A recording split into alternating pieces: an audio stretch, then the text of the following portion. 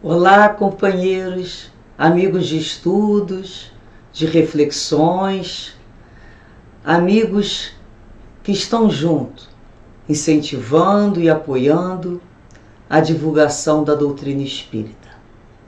Sempre nesse propósito, rogamos a Deus, a Jesus e a espiritualidade amiga, as bênçãos do entendimento, da compreensão, da serenidade, para que possamos desenvolver mais uma playlist que tem como título Pão Nosso.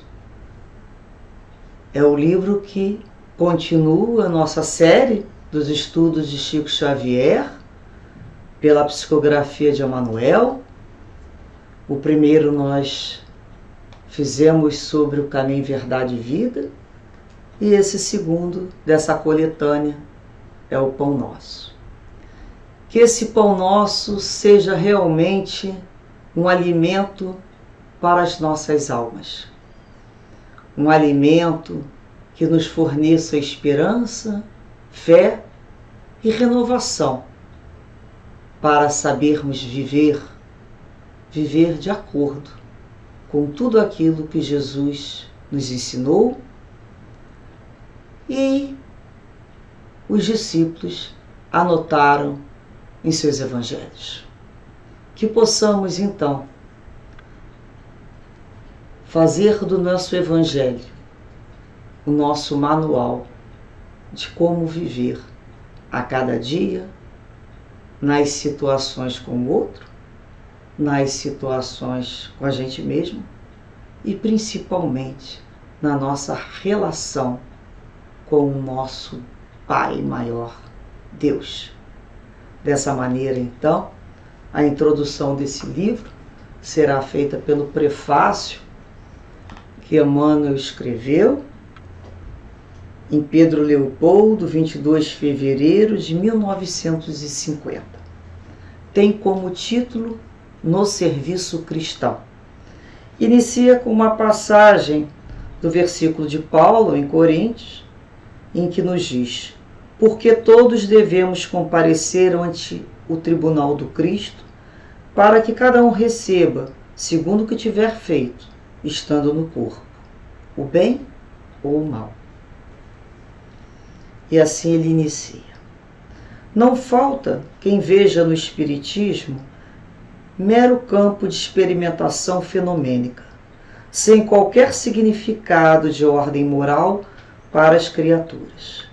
Muitos aprendizes da consoladora doutrina, desse modo, limitam-se às investigações de laboratório ou se limitam a discussões filosóficas.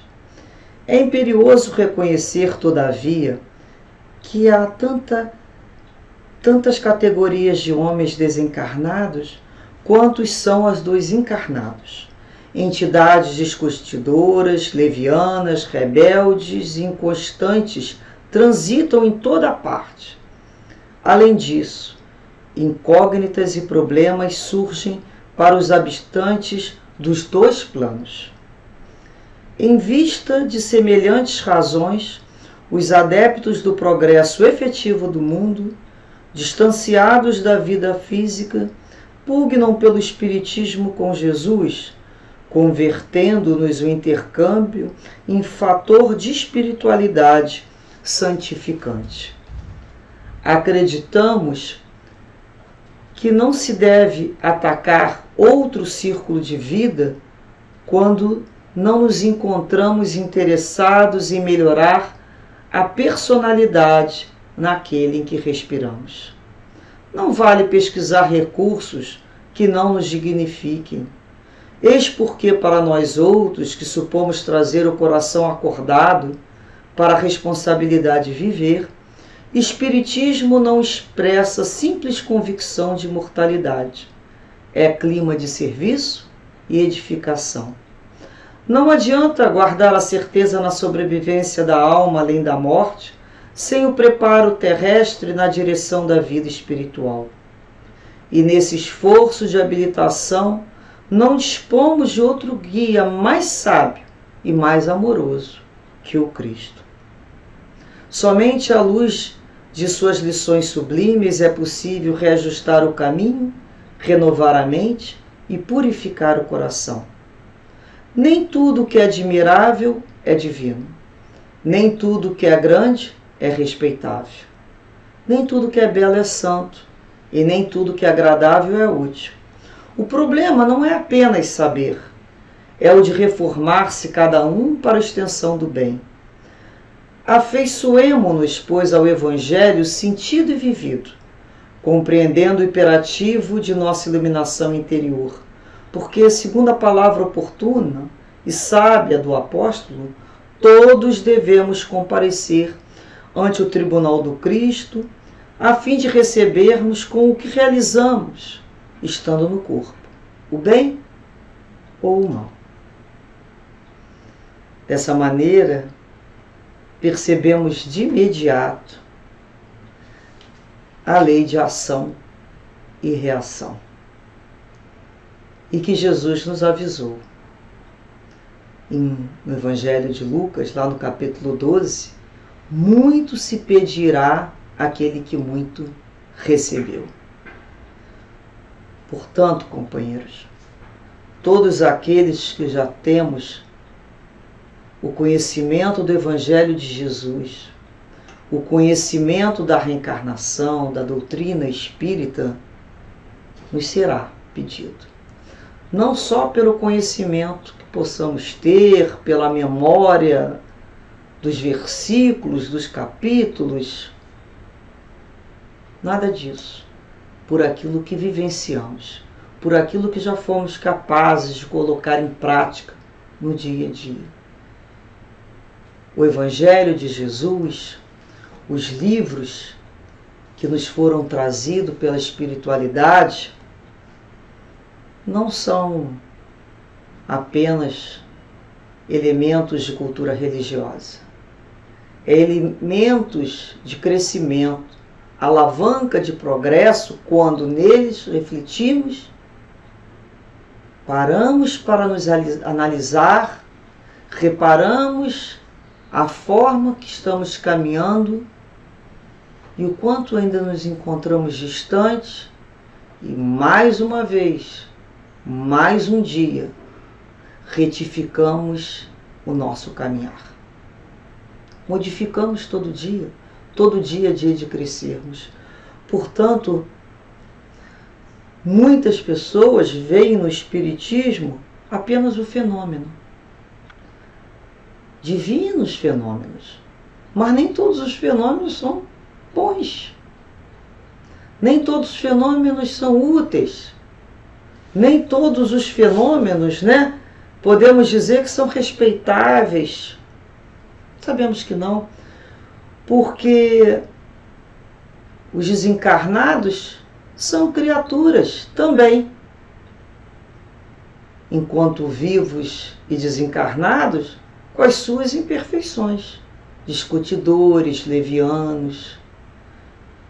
Então, muitas vezes, essas situações que acompanham a personalidade prosseguem no plano espiritual. Precisamos saber se aqueles espíritos trazem uma palavra de Deus, uma palavra de melhoria. Não apenas a discussão, não apenas fenômeno por fenômeno. Porque o fenômeno mediúnico é próprio, sempre existiu. Mas o que nós estamos buscando aqui é o quê? É crescer com o fenômeno, quando ele nos traz, que nos adiciona em favor da nossa evolução espiritual, através da luz que o Cristo nos trouxe. Fora isso, é assistirmos mais uma vez aquela questão da mesa, que lá antes de Kardec já se dizia, das mesas falantes, aquela curiosidade por si só. Então, muitas vezes a gente vai parando para pensar quantas pessoas estão buscando investigar o plano espiritual, mas esquecidos que antes disso precisamos melhorar o plano que nos encontramos aqui. Não adianta eu saber como vivem os espíritos, qual maneira, quais são as novidades, enquanto eu não me fizer uma pessoa melhor. Porque nós iremos desencarnar e nos encontraremos no plano espiritual de acordo com a forma que tenhamos vivido. Precisamos viver bem para desencarnar bem. Então, o que nós já sabemos já é o suficiente para fazermos uma autoanálise, repararmos os nossos pontos frágeis e trabalharmos com afinco neles. Precisamos utilizar essa luz que a doutrina nos traz para dentro de nós iluminarmos os nossos sentimentos e melhorarmos assim os nossos atos. Então, o Evangelho, quando nós pensamos, é material para toda essa encarnação e muitas outras. Ainda precisamos estudar muito até que ele internalize, até que ele se grave em nosso modo de viver. Não no nosso cérebro só de conhecimento, mas em nosso coração, em nossas atitudes. Por isso que a gente sempre lembra, que o fenômeno é para muitos, mas o Evangelho é para poucos ainda, infelizmente.